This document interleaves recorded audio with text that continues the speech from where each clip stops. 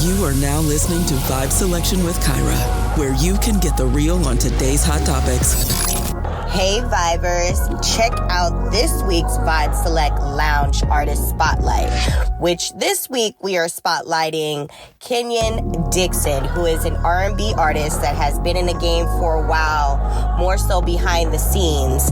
And today we're spotlighting his latest album titled The R&B You Love, which is pretty much chronicling all of the early 90s and 2000s R&B songs that we all grew up loving, such as, SWV, RL, and many, many more. I love this album. What's really great about it is it's also including interludes, which nowadays in a lot of the albums that are created, you don't really hear interludes. So for each track, there's an interlude that comes before each track. So it's like an intro into the next song, pretty much. One of my absolute favorite songs off of this album is called Shine. It is the second track on the album, The R&B You Love, and I absolutely love it. It is melodic. It is definitely a very 90s vibe, and so I definitely highly recommend buying this album. This is probably one of the albums that I've listened to most recently that I have not actually, skipped any tracks. I've literally listened from each track, every single track that's on the album list, which is really, really rare nowadays. Because when you hear a lot of albums, you usually kind of like one, maybe two songs nowadays, and that's pretty much it.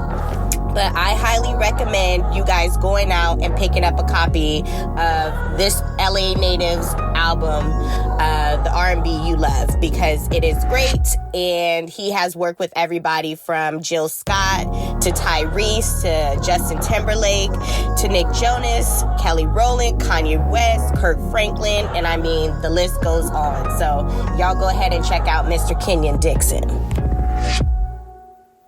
Well, welcome everybody, and thank you for tuning in to another episode of Vibe Selection. As you already know, I am your host, Kyra, and on today's episode, I have a very special guest joining me today. I have the best-selling author and copywriter and Sexpert, Liv Arnold, joining me all the way from Australia, you guys. She has been very gracious enough to come. She's a whole day ahead of me, so I know our schedules are a little off whack, but she's joining me today. She has been featured in many publications such as Playboy, FHN, Cosmopolitan, and Harper's Bazaar, just to name a few. How are you doing today, Miss Liv? Great, Kyra. Thank you so much for having me. Absolutely. It is my pleasure. So you got into writing when you were really young, and you said that your love for writing started when you used to read books to your siblings by the author Enid Blyton, who is a children's book author. So what about her books inspired you to want to start writing? I loved how her books, it sort of takes you to another world.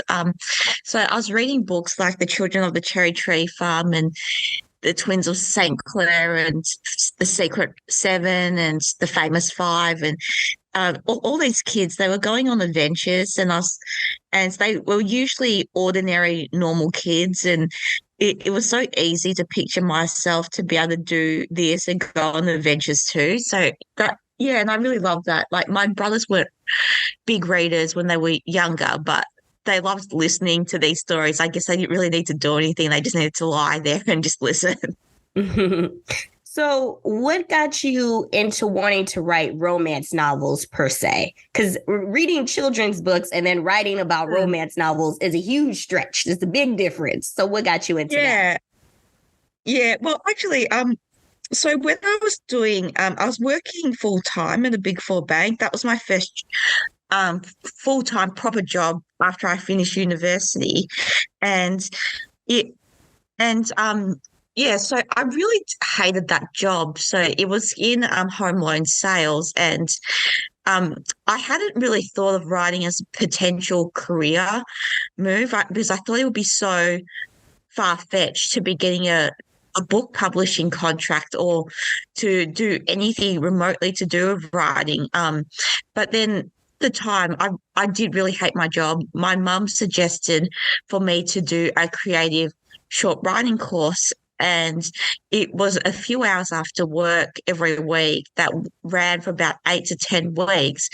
And actually, I wanted to that first course I did, it was for children's stories because I thought it'd be really cool to write the first book that kids would potentially read, or write a book that would start a kid's love for reading. So I really did enjoy. So I got into writing, wanting to do children's stories, and it just happened that I ended up writing erotic romance instead. No. So as a kid growing up, would you say that you were someone that was very sexually expressive? Have you always kind of been into sex and romance, or what kind of evoked you to want to write about this? No, I'm so introverted. So I was the biggest introvert as a child, and just really shy. So I wouldn't say I was expressive, especially since my parents are a little bit more conservative. So I guess like I started really enjoying reading these sex scenes. Firstly, when 50 Shades came out. Gotta love that. I know there's a lot of, so I know a lot of people don't like the series, and I know that a lot of people say that it's not the best written, but when I first read it and read the sex scenes, like I think the author did a good job in like introducing this to a lot of women, and for women to be thinking it's okay to be reading this stuff. It hadn't really occurred to me to be reading erotic romance beforehand, and so that's when I really got into it. And then I started reading other romance authors, like the New York Times best-selling author Meredith Wild, who kindly provided a quote for the cover of my novel Stepping Stone, and I also read Jay Kenner and Cherry Adair, and each of them wrote really sexy romances, but it had such depth and richness in their stories and their character development. So it sort of showed me that erotic romance isn't about the sex scenes. It's one way of driving the plot forward, and to be able to and to be able to read women that takes charge of their life and sexuality, and not afraid to say what they want. So so I really love that. I love reading these books now. Yeah, and you made a really good point just right now when you said that women have always been afraid to express themselves sexually.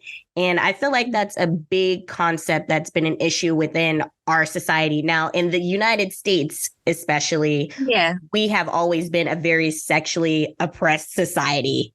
Sex has always been deemed something that, is very bad. A lot of people have never really been able to get in tune with their sexuality or kind of find themselves in that way. I don't know if it's kind of the same in Australia, but is there a difference in the way that you guys express yourself sexually in Australia compared to United States, or would you say it's kind of similar?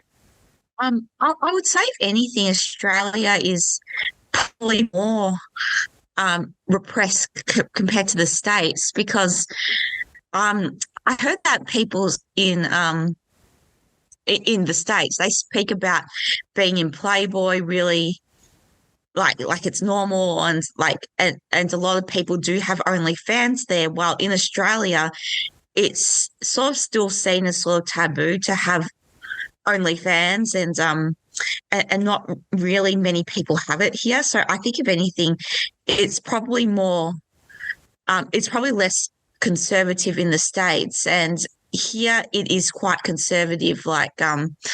Like people do snigger like sex scenes. I remember the first time I ever read a passage. It wasn't even a sex scene. It was a passage from my book out to colleagues, and there was a lot of sniggering, a lot of laughing, and I don't know. It was almost like people don't really know what to do when presented with that sort of thing, even though it is human nature. Right. So do you feel like, because in the United States here, a lot of our people being so sexually oppressed largely evolves religion. Christianity per se, because we are in the United States here, we are predominantly Christian country. But in Australia, do you feel like a lot of that has to do with religion or just kind of how the societal structure has been amongst men and women in your society? Yeah, I think it's more about this society, how people view it. It could be all stemming down to religion, but I think society in general, they don't feel comfortable with talking about sex, even though it is human nature. Everyone does it, and uh, like especially with books. So I get a lot of comments saying, "Is this inspired? Is this sex scene inspired by real life, or is something this dirty inspired by something you've done?" Which is like in a way some form of sexism, because when you're looking at a thriller writer, people don't ask them, "Have you murdered someone in real life?" So there's that double standard there. Yes, absolutely. Which is a great point you made. Yeah, and people don't realize that difference, that that it is fictional, like just like any other genres. It can be fictional. Some parts can also be based on real life, but it's the same as any other genre.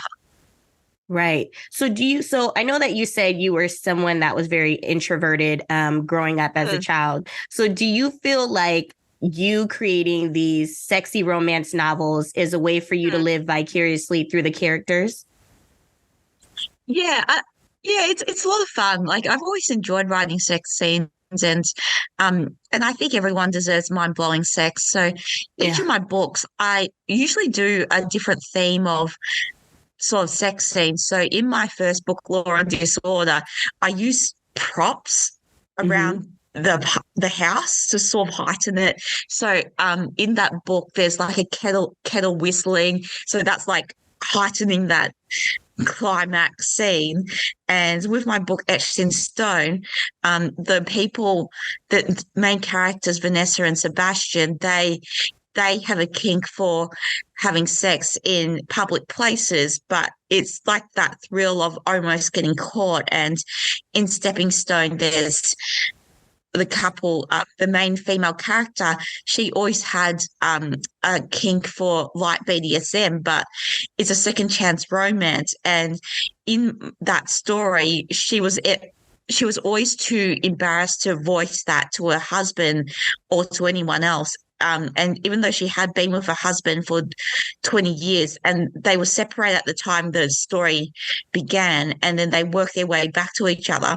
So even though she had been with her husband for so long, since they were teenagers, she always felt embarrassed to voice what she wanted. And she goes on this journey to be able to have that confidence to express what she wanted. And I think that's important for both men and women to be able to do, as long as it's in an open and healthy and respectful way.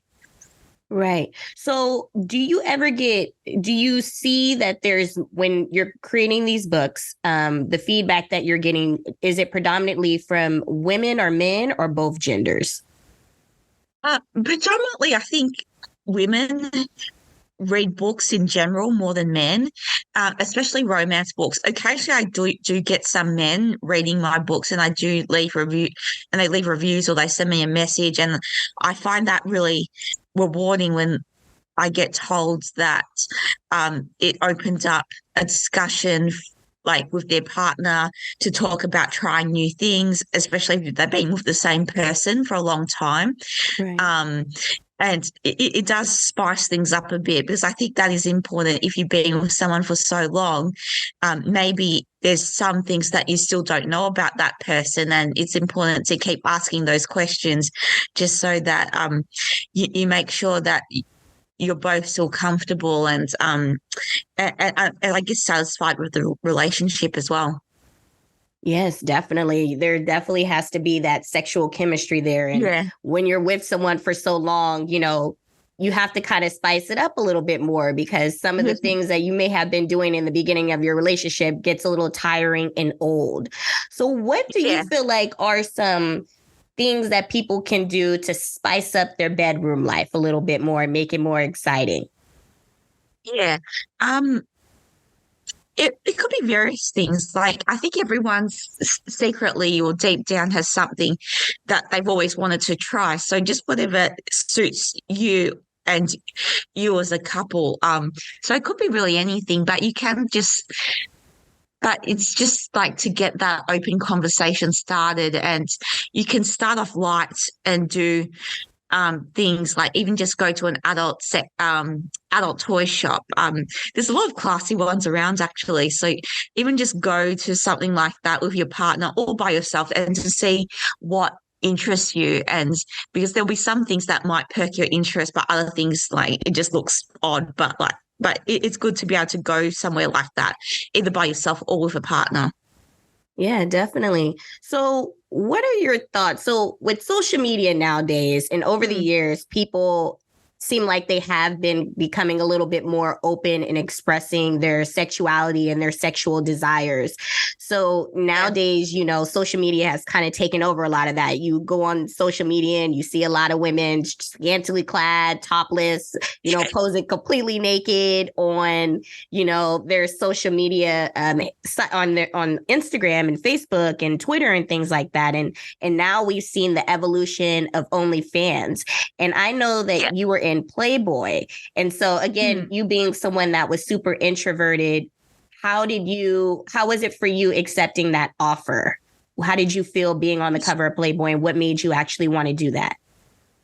Well, like it's Playboy isn't like it used to be. Like you don't even have to be nude on Playboy anymore. So they accept swimwear, and so that's like all I did really. And so to me that wasn't that scary, just being in swimwear, because like that's just something that you just go to and wear at the beach. And but I guess people do think certain things of doing something for a more sexually suggestive magazine. When I do photos, it's more about promoting my book. So in my interview, I mainly do talk about a lot of my books and my writing process. And for the photos, I do like to keep things like somewhat like a lot of it's still myself, like still like the photos still looking neat, not too explicit, because that's just not who I am. But I think with other people that might be into more doing daring photos, I think people have been more accepting of doing the more daring photos, even though still people might look down on that. But when I look at it, I just sort of think that's like it like just good on them for having the confidence to be able to do that, and putting themselves out there. And if that's what they want, just go for it, really. Right. And, there's been also a lot of controversy in regards to Playboy and some of the things that were going on in the mansion and with Hugh Hefner and things like that. And I know Playboy has been obviously a huge advocate for women's sexual expression. So did you feel like even in not completely being nude, that Playboy with kind of, what's come out about Playboy still represented you and your brand, and you would do it all over again if you had the opportunity to, knowing what you know today? There has been a lot of articles about Hugh Hefner, about like him pretty much drugging people. And so I think with him, he was always represented as this dirty old man. And and I would still do it again, but like because I did it in my own way. And I think these women, there's been a lot of talks on whether to believe them, or they'll be thinking, or people will be thinking, like, why did they stay for so long? But I think people, despite all people's reasons for why they decided to stay in the mansion or stay with Hugh Hefner, it still doesn't. It just because they were willing to stay around, it doesn't really give him the right to be doing that. So, right, So I think a lot has changed in terms of consent and being able to get that enthusiastic consent, and if it's not enthusiastic, yes, it's a no. So a lot has changed in this day and age. Mm-hmm. So were you able to meet Hugh Hefner when you posed for the cover? Oh, no. No, so this was only a year ago. So he has long passed away. Right. Yeah. Okay. So so much has changed over time since then. They've also become very gender fluid as well. I see that they are now representing the LGBTQ community. And so I want to get into a little bit of this whole OnlyFans thing. So OnlyFans is blown up. I don't know how big it is in Australia, but I can imagine it's just as big as it is in the States because it's worldwide at this point. It's actually not that big here. No? Oh, okay. No, it's not actually that big here. Why do you think that is? Is it still because, like you said, Australia is a country that is not just super sexually suggestive like we are over here now? Yeah, I think so. Yeah, I think the States is probably more suggestive in doing that sort of thing, or more accepting of it. Like I heard in the States, every second person might have OnlyFans, where here hardly anyone I know has it. Right. And I mean, it's interesting to see now how even celebrities have, OnlyFans nowadays. And no one is really against it. And that's kind of the beauty about it. And I feel like with OnlyFans, it is another means of sexual expression. I mean, there's sex workers on there. There's some people that just, put their feet pictures on there. So what are your thoughts about OnlyFans? Do you feel like that is a good site for people to kind of sexually express themselves? Or do you feel like it's something that you don't recommend people doing? What are your thoughts about the OnlyFans thing?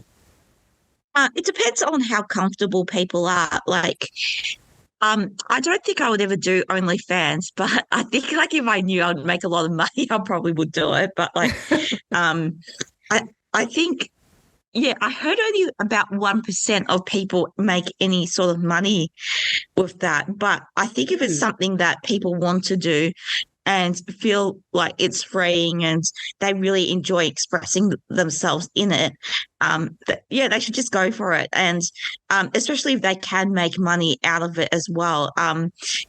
So I'm all for sex positivity. Like if it's your choice to do it, then people shouldn't judge if you're not hurting anyone else. So I'm a strong believer of it's your choice. Absolutely. I definitely agree with that. So how do you feel, being that you're introverted yourself? What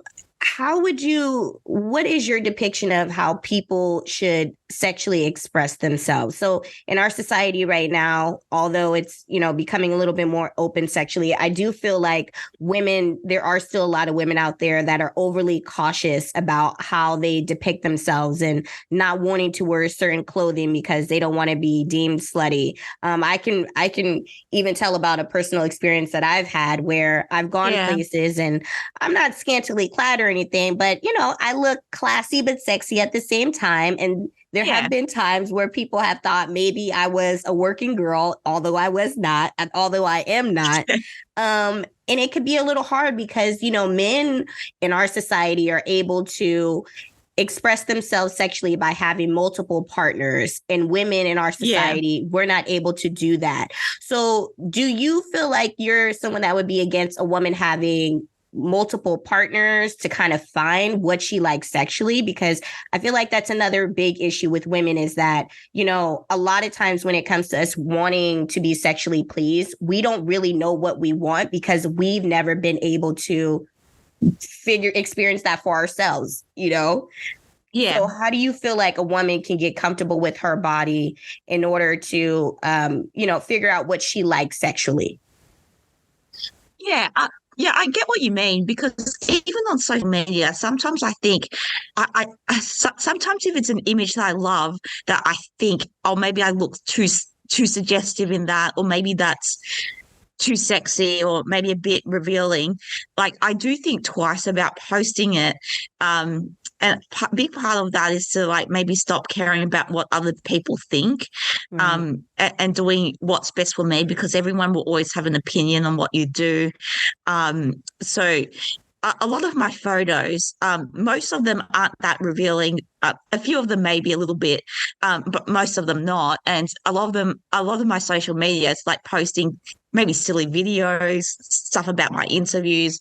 But occasionally it's like the more sexier photo, like maybe something Playboy or FHM. And with something like that, I do get unfollowed every time I do post photos like that, which is a bit weird because you would think people are used to seeing that sort of thing in this day and age. But then on the other side, I do get unfollowed for other things. Like even if I post a photo about my book, I still get unfollowed. So I just think I can't please everyone, so I may as well just do what I want. Right. Yeah, and things with having multiple partners and being accepted for men. There's been there's been more discussions about polygamy or open relationships, and I think just as long as it's like there's an open and respectful conversation, it's good to be able to explore that if that's what you want, and to be able to address boundaries. Like, say, for example, you have a partner, but then maybe want to discuss having a threesome or something like that.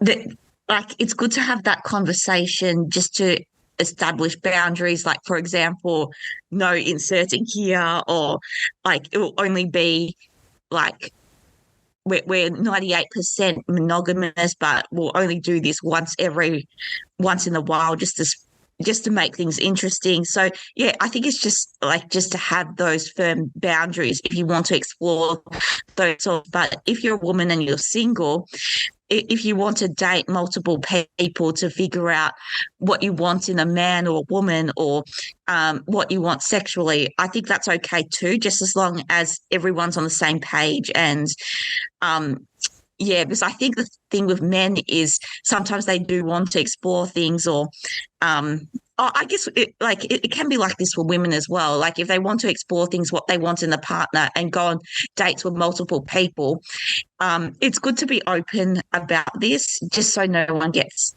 hurt, I think. Right. I definitely agree. And what's really interesting is I'm a little older, I'm a little seasoned. And when I talk to a lot of the younger people, oftentimes, especially for women, I feel like the dating scene is very tainted nowadays, because I feel like a lot of the younger people don't really even date.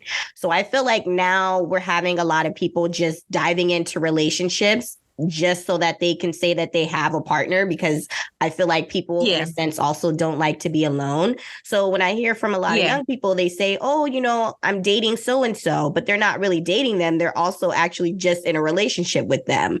But the words haven't actually been said that, we're boyfriend and girlfriend, but we're doing everything that's boyfriend and girlfriend. And meanwhile, the female is the one being loyal to her mate, but yet her, partner is not being faithful to her and is dating other people. So, I mean, I think, there has to be, like you said, a lot of discussion that needs to be had as far as what your idea of dating is, if we're going to be exclusive, if we're going to be dating other people, and boundaries, because I've been seeing, especially lately, there's so many couples that have been breaking up. So I feel like a lot of people are nowadays getting into relationships for the wrong reasons. Yeah, I think so too. And I think when I was younger, I was worried about maybe being alone. Not as much anymore. I'm married anyway, but I was worried about being alone, and I did have that insecurity that no one would like me, or I had to be a certain image for people to like me or want to be with me. And I think I still do have that insecurity sometimes, that people won't like me for who I am. And but you hear so often people do get into this new term people called situationships, where you do have all those things of dating, but it's not moving forward. And that's probably one of the biggest traps in this day and age for dating, to be trapped into that sort of thing of something never moving forward, if that's what you want. Right. And, I think a lot of that really stems from, the structures that we've been having in our societies for a long time where, it's all about having relationships. It's like you get in a relationship and you get in a relationship to get married and have kids. So there's been this bump. Like it's just you have to do one thing after the other. And so I think nowadays people are starting to come into their own and feel like, well, society doesn't have control over how long I date someone until I decide I want to be in a relationship. Or even if I'm in a relationship with someone, it's on my terms whether or not I want to get married and when I want to get married, or even if I want to get married. But the problem that's starting to happen is people are starting to, become a little selfish, because I also don't feel like it's okay to string someone along either. And I feel like that's what these type of situationships are doing. People are in these situationships wasting their time. They really have no goal or plan on where they want to go. They're just coasting pretty much. And it's really it's really showing that it's not healthy nor successful, because in the end, people get hurt, Yeah, I think so too. And it just comes from someone maybe not being honest, or they just want to do this for their own selfish reasons, just to keep someone around. Like, I remember there was this guy, he was messaging me all day, every day for about a year, and I thought he had genuine feelings for me, because like, or else why would someone be doing that? Like, and be asking my opinion on everything, and also to be wanting that close contact throughout the day. But then later on, I discovered he was dating people, and he never once mentioned that throughout the whole year. And then, I did feel shattered at the time, but then I also, like, a part of me was also thinking, why would he do this? But I think it all stems down to he might have enjoyed my company, but when it comes down to it, it's for their own selfish reasons, not to mention anything, but just to keep someone around. And it's good to think about the other person too, and not just about yourself when doing something that could affect people's feelings or emotions. Absolutely. And I think it's, what it boils down to is people wanting their cake and being able to eat it too. Yeah. Because, I mean, I've been also seeing a lot on social media where, this is, from what I've heard, this has been going on in the celebrity world forever, but now regular people are doing it a lot more, which is having polyamorous relationships. And I know you kind of briefly mentioned that in the show. And, what I'm starting, and, people obviously, they can do whatever it is that they want to do. They can live their life how they want to live it. But the downside about this whole polyamorous, situation that people got going on is that people are doing it for the wrong reasons as well, because, oftentimes I see these polyamorous relationships are very one-sided. It's the males being able to have multiple women, but the women not being able to have other partners as well. And so to me, that's not really a healthy polyamorous relationship. If you as a male can have multiple partners, but me as a woman, you can't stand the sight of seeing me with another man. And the fact of women actually tolerating this. And I feel like this goes back to, years ago where, for years, women really did not have a say-so in relationships. I mean, even when you marry a man, you automatically take on their name, in which you take on their whole identity, and they have control over everything. Women back in the 60s and 50s, they weren't legally able to work, have an education, go to college, or dream of, being, whatever it is that they desire to be in life. And so for so long, women have been living in the shadows of men. So I feel like, back then there was a lot of cheating going on. I mean, cheating has been going on for a really long time. But I think because women back then really didn't have anything to fall back on. So even if they wanted to leave this situation, they didn't have any sort of income because they were relying heavily on their men. They just sat back and allowed their men to do it. So I feel like, in a sense, now still in our society, women still do the same thing, because men tell you, well, I'm the man, this is my hormones tell me that, I have more of a sexual desire than you as a woman, which is a complete lie. And so this is why I cheat, and women oftentimes accept it. So what are your thoughts about this?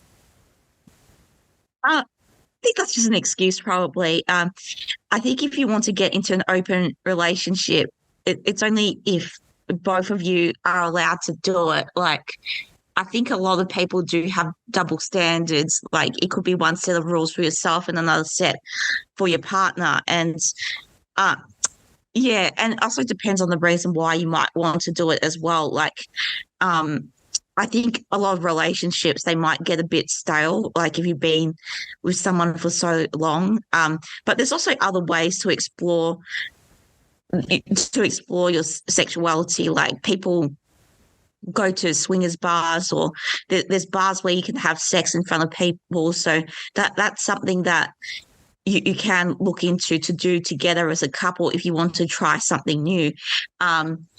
Yeah, but there is always that double standard. Uh, when I never had that much luck in dating. Like I know I'm married, but I never had much luck in dating. So I had a few different guys like that I dated like in the past, and they all had the same traits, like in the way that sometimes that they would be messaging me every day, but then they would disappear for maybe 24 hours, 48 hours, or a few days. And then when they would message back, I would see it. But then if I don't reply back within a few hours, they would follow up with another message saying, oh, like, sorry, I was just really busy, or are you not talking to me, or something similar to that, like please don't be mad. But so I think like it's similar in that way that they do think that it's one set of rules for them, like they can disappear and maybe not even say the reason why, but you're not allowed to do that as well. Right. It's the double standard, Yeah. They feel like as women, you can just sit back and take it. You'll be crying about it for a few days. You'll, cry over a tub of ice cream, and then you'll be over the whole situation and forget anything happened and just forgive them. Yeah. And just waiting for them to come back. Right. So Yeah. So we just need to put our foot down on these men.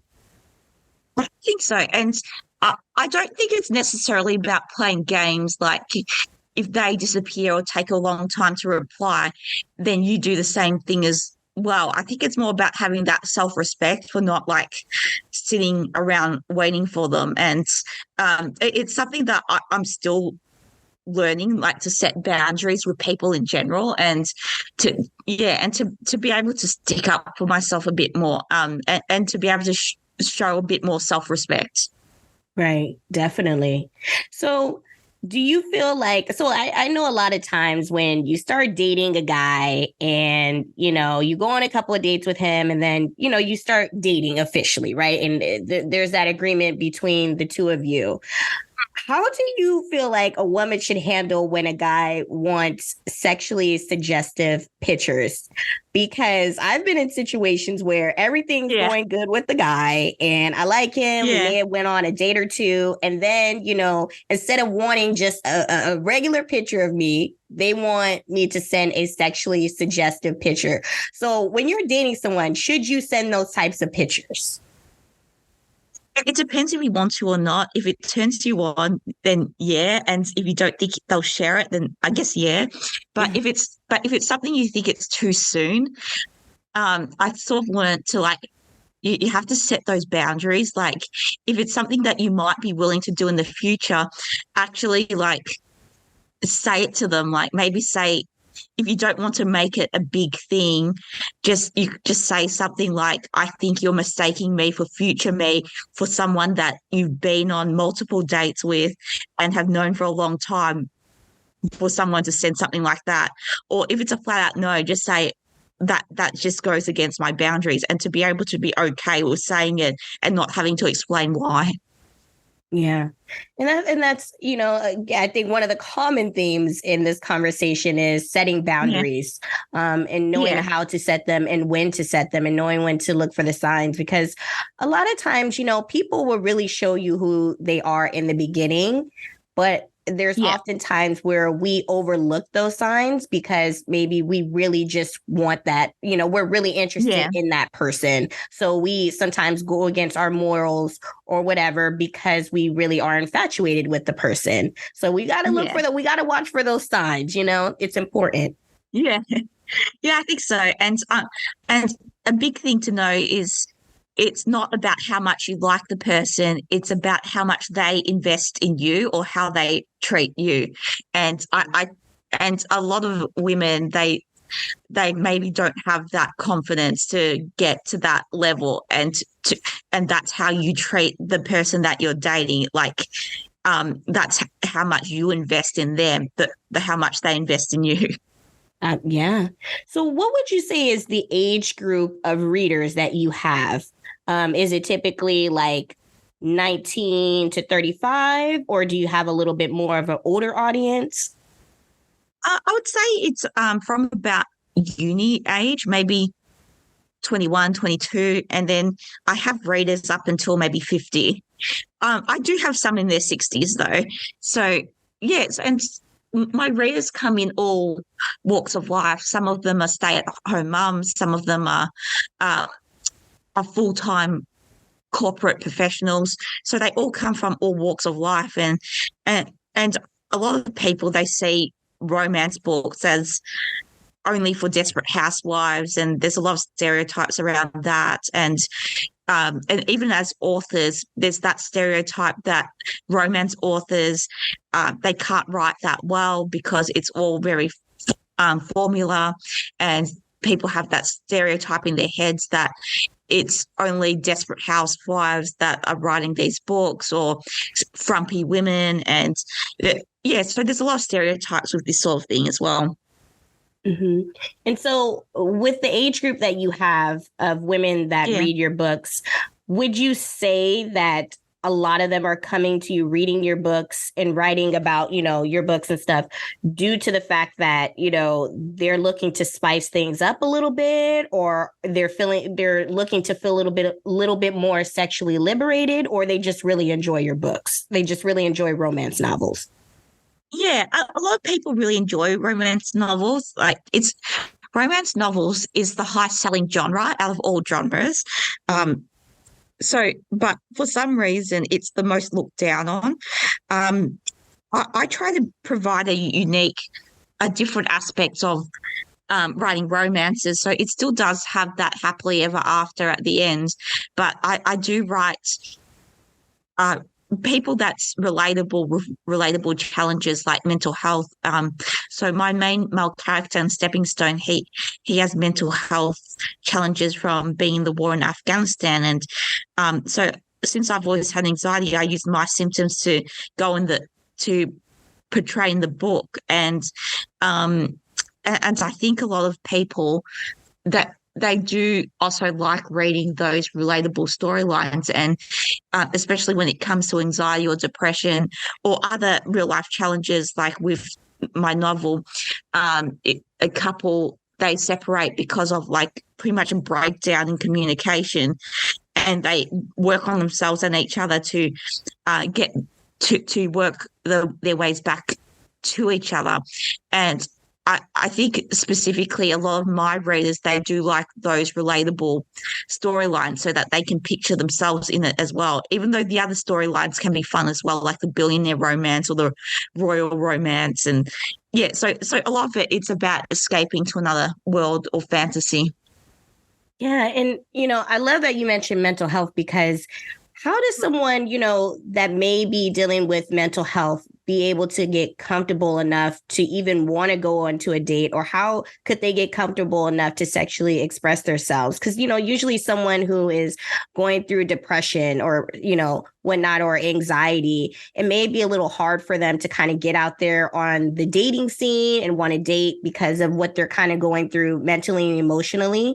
So what would be something that you would say to those people that are going through that and experiencing that, to be able to how they can be able to have like a healthy sexual relationship with someone, even with dealing with their mental health issues?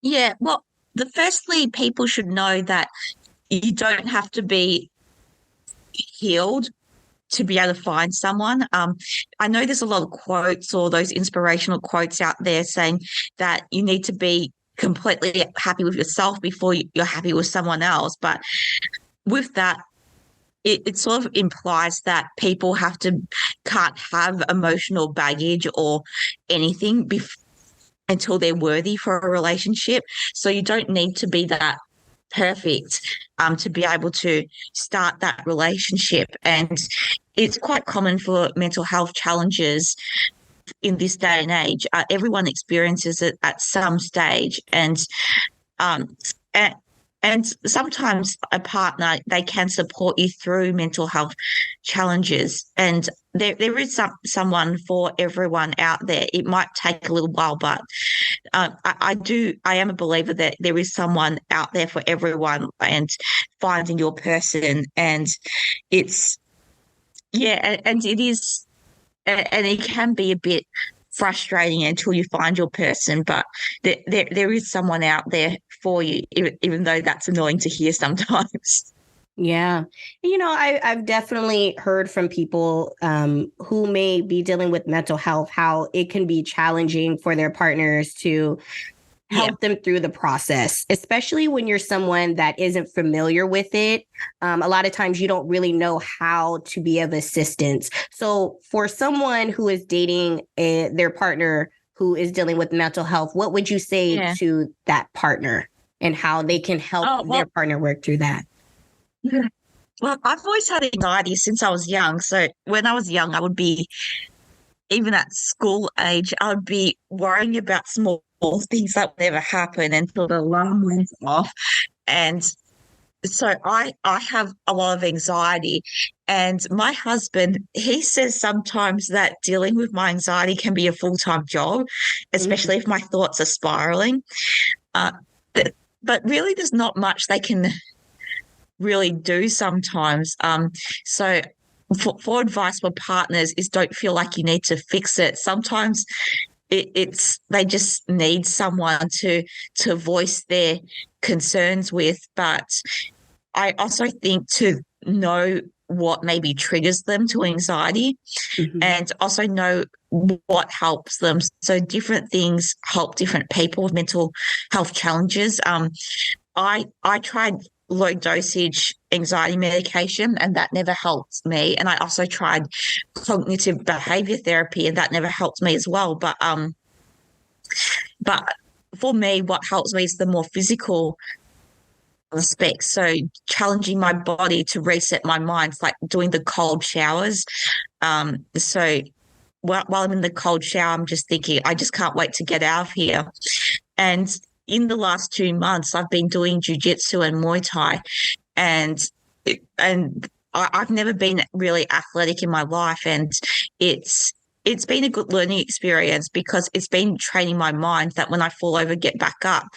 And so it's more about the individual person to think about finding something that could help them. It's not up to their partner to fix them, but but it's still, but I guess the only advice is to think, is to know what might help them. Like if I'm getting an anxiety moment, my husband might suggest going for a walk or something like that. But but it can make the partner feel a bit helpless while watching their partner spiraling sometimes.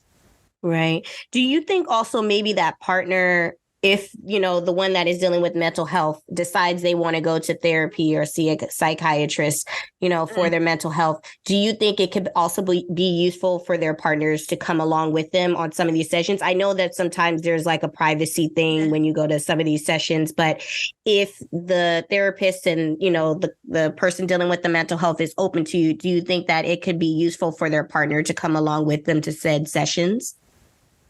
Yeah, it could be useful just so that they could sort of hear their thought process and what their fears are. And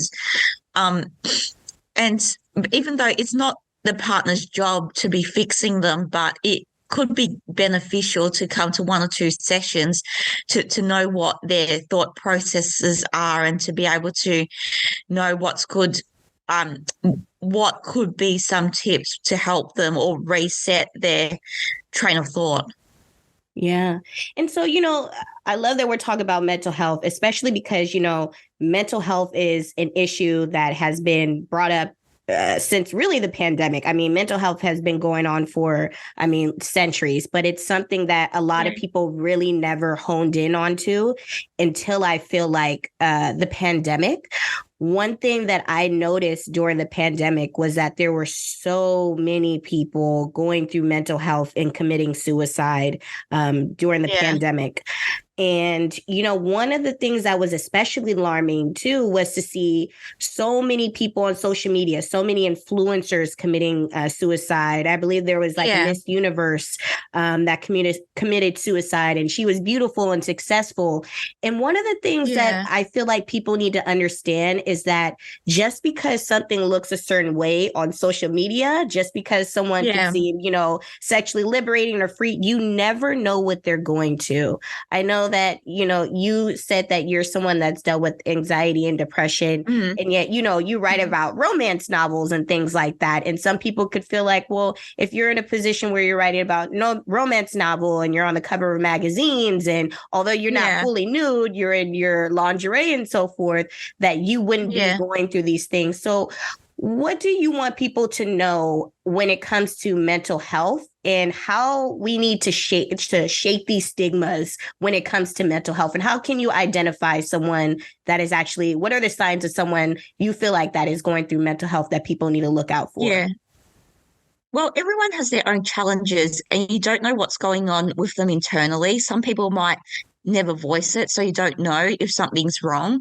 I'm one of those rare people that really thrived in the pandemic because I'm so antisocial and I'm the biggest hermit, so I usually don't see anyone anyway, and I thrived in it. But I know it was challenging for people. Like it was challenging for my husband, who's more social and extroverted than me. He was getting in a really low mood for not being able to go out. But with me, I never went anywhere anyway, so it didn't really make a difference. And so people react to things differently. So you would maybe think that someone that already has anxiety to be really affected by the pandemic, but I wasn't. While my husband, who's very mentally resilient, he was really impacted by the lockdowns and the implications of a lot of things being closed. But I always think that with social media, so when I was on the cover of Playboy Ukraine, when I posted that cover on social media, I did write down something like social media is all smoke and mirrors, and no one is as successful or as good looking like as what they're portrayed on social media, and no one is as happy as what they're portrayed in, because people just put their best parts of their lives. And even with my social media, since I do speak about mental health a lot, I do usually like to say a different side of things. So just so that people so people wouldn't get the wrong idea that I'm leading this fabulous life where nothing's wrong. So if my anxiety has taken a big dip, I usually am pretty open about it. And that's what people should know, that things aren't what they appear on social media. Right.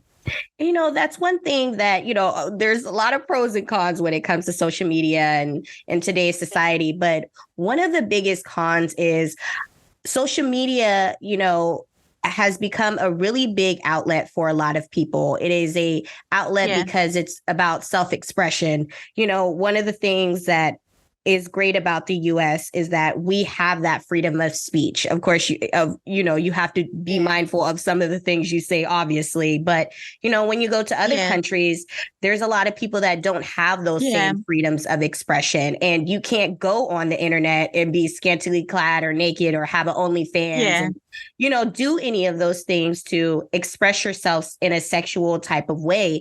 And I think that's one of the beautiful things about social media. The other part about it is when you do put your body out there on display, you open yourself up to trolls. And cyberbullying, cyberbullying has become a really big thing. So what are your thoughts on cyberbullying, and how do you feel like people should combat it? Do you feel like people should just kind of turn off their comments when they see these negative things being said about them, or block these trolls? How do you think people should deal with it? I think that bullies, they should actually be held accountable with the law, because a lot of these people won't be saying this sort of thing in real life. They only do it behind a keyboard. And Yeah. if they're held accountable by the law, less people would be doing this sort of thing, I believe. So that's the first thing, that they should be held more accountable, where there could be potential repercussions or consequences for driving someone to suicide or depression or anything like that. Another thing is, I don't think social media is necessarily healthy for anyone. So, Mm. uh, so it's good to take breaks on social media and not be so fixated on it. I know it's easier said than done, but I don't have any social media apps on my phone. Otherwise, I find I get stuck in a scrolling cycle where I could be stuck on this for a while. So I just don't have it on my phone. And a lot of people, they do have that social media addiction. And going on social media apps, I don't think it's good for anyone's mental health. Mm-hmm. I will definitely agree that over consuming social media can be a bad thing, because social media is very addicting. I know when I got TikTok, because initially I wasn't going to even get TikTok because I thought it was, one of those apps where, the young kids just dance on it. And I was like, this is useless.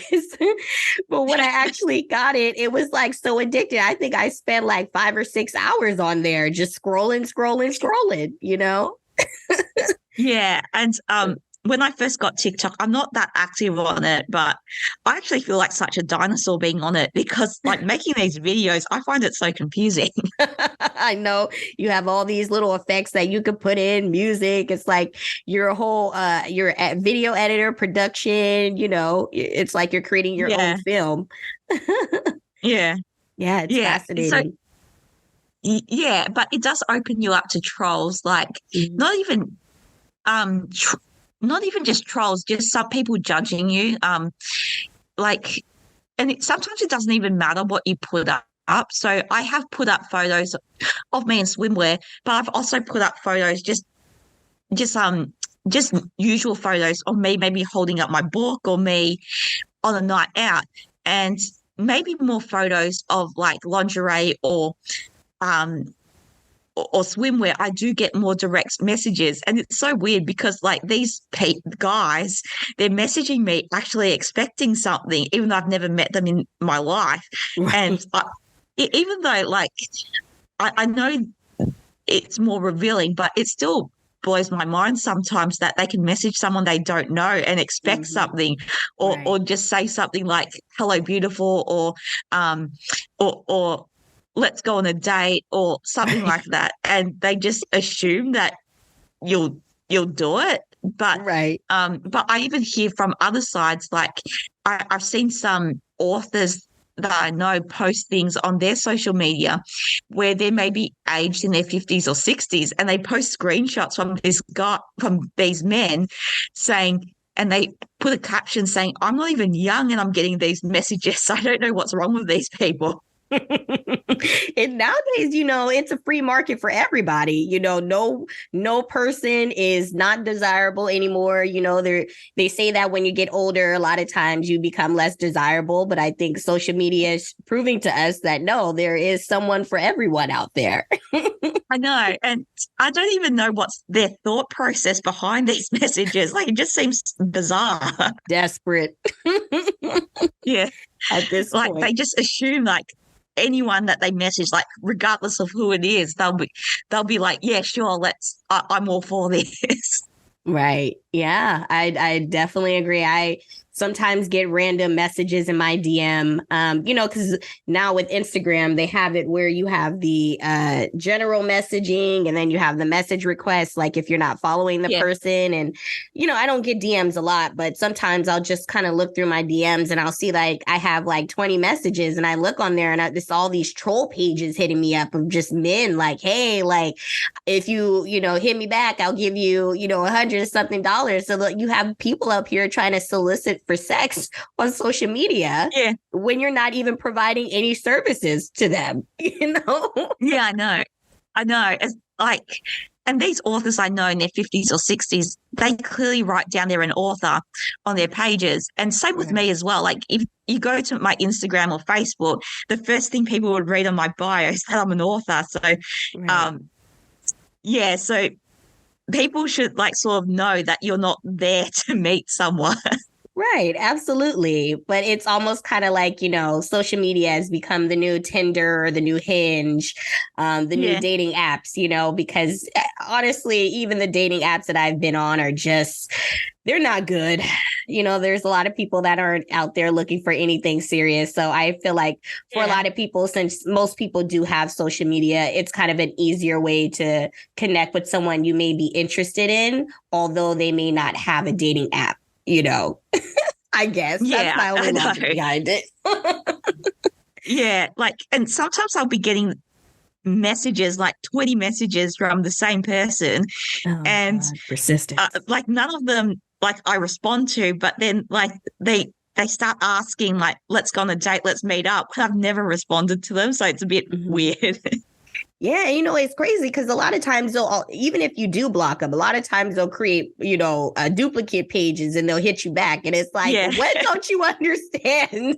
If I blocked you the first time, why do you think creating a whole new page, you think I'm going to actually respond to you? Blocked again. And I think this is more common for men to do this. Like when you think about the word creepy, I think it's more common for men to be creepy, to be honest, not as much women. Right. And, I think, for a lot of women, they're afraid to approach men. I have my issues when it comes to bed. And I will say I'm just honestly also naturally a woman that likes to be hunted. I don't like to hunt. And so a lot of times it could be a little challenging for women to approach men because, like men, women are afraid of rejection too. And we also, since, men generally have always been the ones that are the pursuers in a situation, a lot of women don't know how to approach a man or what to say. Because sometimes, there have been times where I've approached men and it's very awkward for them, I can tell. So, how would you recommend, what would you recommend for a woman that is very interested in a man and she's wanting to get out there and date and she sees someone she's interested in? What do you think is a good line to use, or how do you think she should approach that situation? I think I'm the best person to ask. Terrible. Teach us girls. Okay. There was one time when I think I was like 19 and I wanted to approach a guy. I can tell you what not to do. There was like he was a drummer on this of this band in a club. So it was a cover band. And I thought, he's pretty good looking. And I was pretty young at the time. I was very inexperienced, like 18, 19.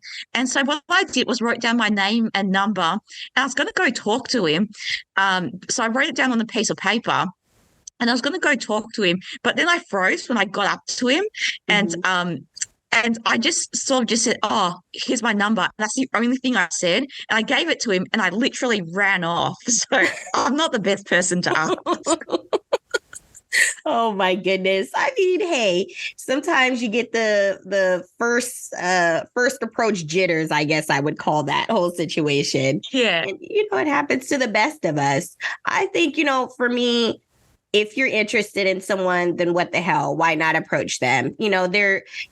They don't have to be interested in you. They don't have to be receptive in you. But just know, even if they're not receptive, that doesn't mean that you should stop trying, because you never know. Like I've been in situations where, me dealing with my issues, I've had men that have approached me that are actually pretty decent men. And because I'm, dealing with whatever it is I'm dealing with, I've missed out on certain opportunities.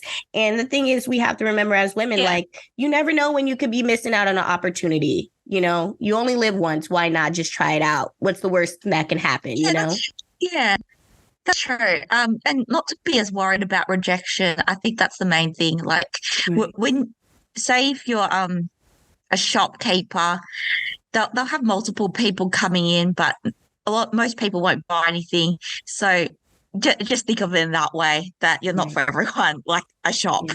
Absolutely. Definitely. So, what is your writing process when you are creating these romance novels?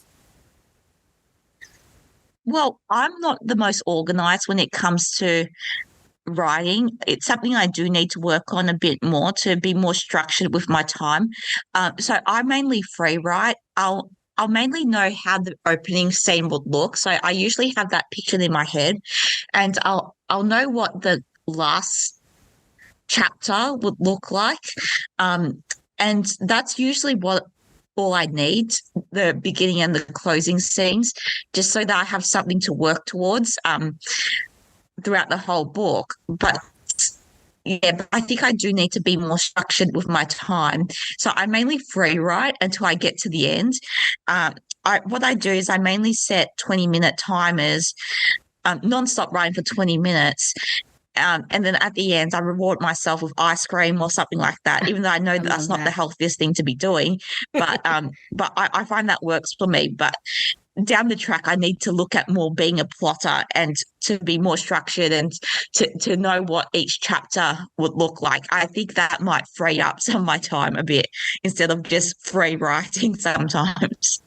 Yeah, I've noticed as, people that are creatives, we all have very unique ways of how we produce and create our art or our content.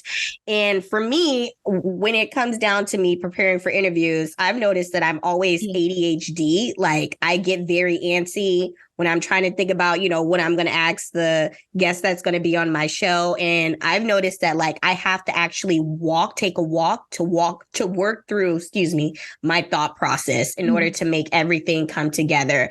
So I've learned also that, because I can be a really big procrastinator, that I really also have to time myself with things too.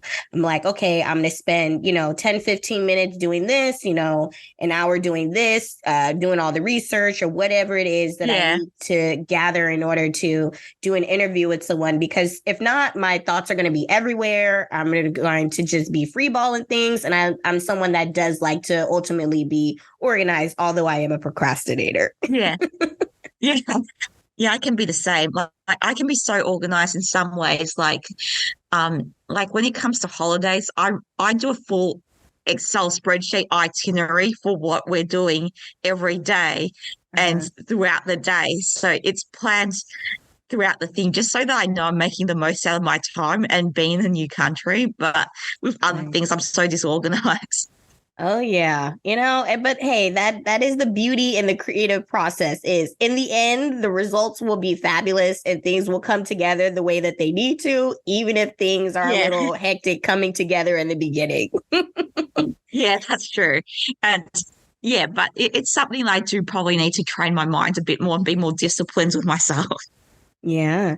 So do you feel like, say, for example, someone's in a relationship and, they're kind of losing their mojo in the bedroom and they want things to kind of spice it up. Do you feel like sex toys are also a really good way to kind of spice things up in the bedroom? Yeah. So there's a lot out there. And especially if you go to an adult toy shop together, it's something that you can choose together for what you both might want to try.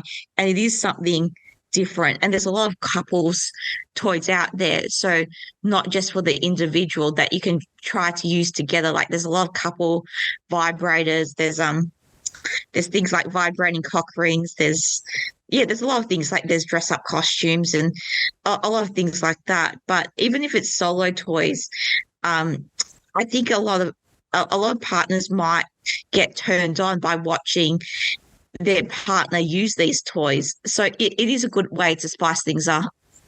Yeah, I would agree. For a long time, I was definitely someone that was kind of against sex toys because my thought process was, well, if I want to get laid, I can just go out and do that. The thing is, sometimes it could be hard finding the right choice and partner to do that with. And sometimes when you deal with, a booty call, sometimes they come with a lot of baggage, a lot of stress. And for me to just kind of get my rocks off, it's not really worth dealing with all of that. So I've allowed myself to become a little bit more open to using sex toys. And I have a little vibrator. It's very small, and it's $25, but that little thing has done more work for me than any of these men have done in a very long time. Let me just say that. I think that too. I think a lot of these vibrators and these suctions, I think they're a lot better than most men. Oh, yeah. And, for women, part of sexual expression and self-expression when it comes to sexuality is knowing about your body, getting more familiar with it. Because, I think for the longest time, a lot of women felt a little ashamed to be able to say that they went to a sex store, number one, but they also bought, a sex toy.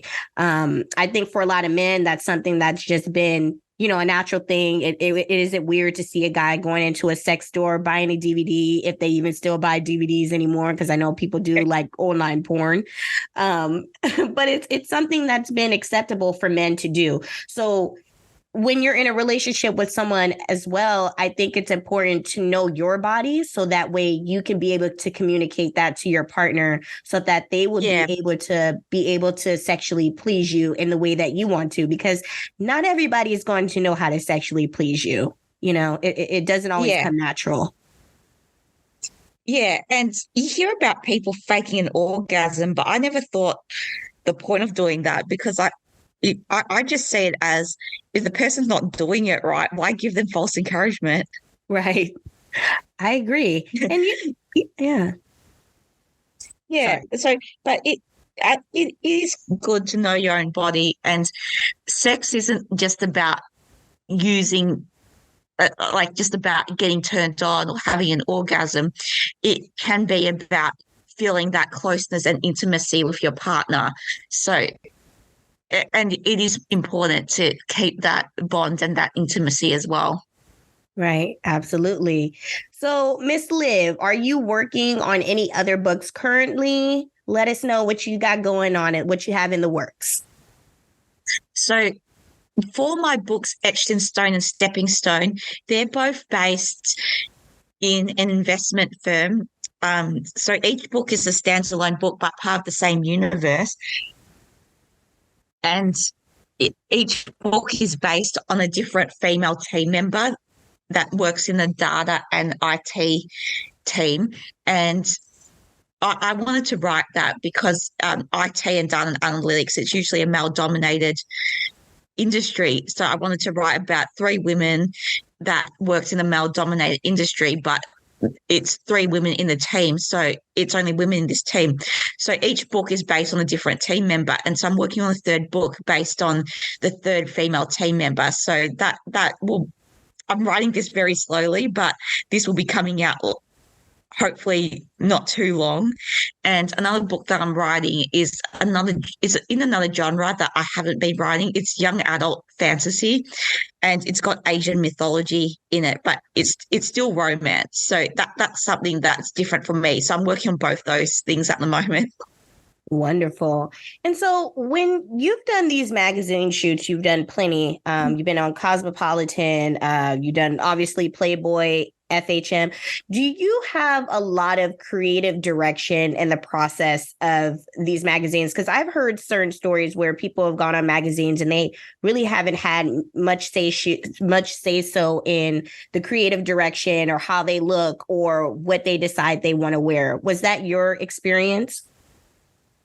Not really. So I pretty much knew how I wanted to be portrayed. So I wanted to be, since I do write sex scenes, erotic romance, I wanted to be more on brand with that, like being okay with looking sexy, but still keep it me, or like still keep it somewhat like some air of mystery in some ways. So that's the direction I wanted to go alongside with my author branding. And I was happy with how the photos turned out. Yeah, they look gorgeous. You look absolutely gorgeous on those photos. And I love it because it's sexy, but very tasteful, because I do think Yeah, that's what I wanted. Like, I don't think I'm built for OnlyFans, so I wanted to go in this other direction that's more alongside for my author branding. And so FHM and Playboy, it's more, I guess, sexier, but I've also loved doing things like Harper's Bazaar and In Style and Grazia. I do like to keep it same look and feel regardless of what I'm wearing to that, like whether it's not wearing as much in a swimsuit, but also on the other side wearing a dress, like keeping it the same sort of branding where it's difficult to explain, but keeping it that sort of branding where I'm an author, I'm in these magazines talking about my books. Usually the cover tagline is something like in Harper's Bazaar, it's the tagline underneath my name was words that inspire, or even Playboy, the tagline, it was something to do with my writing. So I wanted to keep it as all it going towards my goal with my writing. And I love that because, when you see social media, like I said, a lot of the people are scantily clad, they have these huge breast implants, the BBLs are, a really big thing amongst women, the lip injections and things like that. And so there's also become this beauty standard that is impossible, in which there's so many women having complications now. I know that, now a lot of the women are taking out of their breast implants and their, their butt jobs that they've gotten done because they're realizing they don't have to be overtly sexual to be sexy, And so I can appreciate what you did with your cover. Yeah. And a lot of these photos, people do compare themselves to professional photos, but like you're put in specific posing where it is flattering. So so I think a lot of people, like women, they do compare themselves to these photos when I'm usually quite honest saying like it's the posing that makes me look like that. It's like I don't look like that in real life. Right. Like in real life, I'm just in my PJs majority of the times.